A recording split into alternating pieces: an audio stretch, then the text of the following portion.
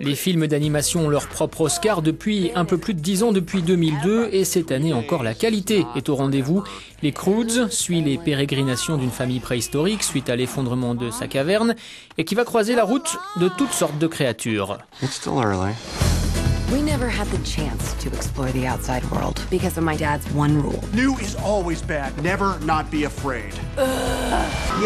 Nous voulions essayer de garder ces animaux imaginaires en contact avec la réalité, mais nous nous sommes toujours dit que ce sont des créatures qui n'ont jamais évolué comme les autres espèces.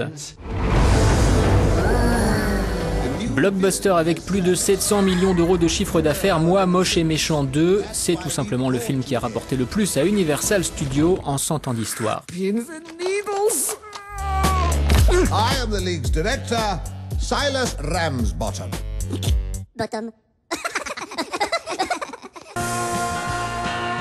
Le vent se lève vient d'un pays passé maître dans l'art de l'animation, le Japon, avec le grand Hayao Miyazaki à la baguette.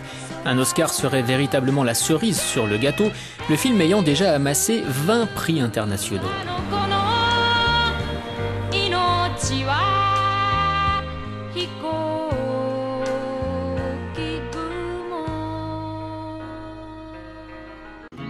Amitié improbable entre un ours et une souris, Ernest et Célestine, du trio franco-belgo-luxembourgeois Benjamin Renner, Stéphane Aubier et Vincent Pattard, était sorti en 2012 et avait notamment reçu le César du meilleur film d'animation 2013.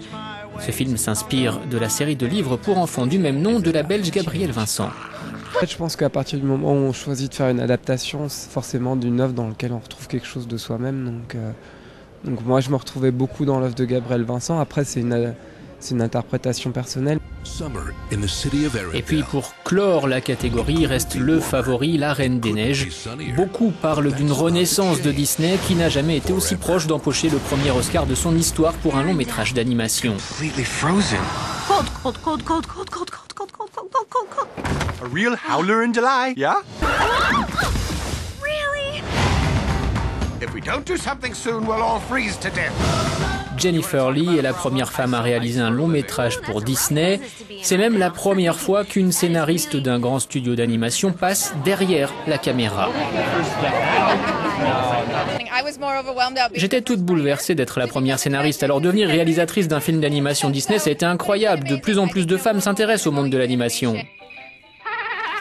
Côté court-métrage d'animation, les 5 nommés sont Feral de Daniel Souza et Dan Golden, Monsieur Hublot de Laurent Witz et Alexandre Espigard, Possession de Shuei Morita, La sorcière dans les airs de Max Lang et Yann Lachauer, et enfin À cheval de Laurent McMullan et Dorothy McKim pour Disney, ici à l'image.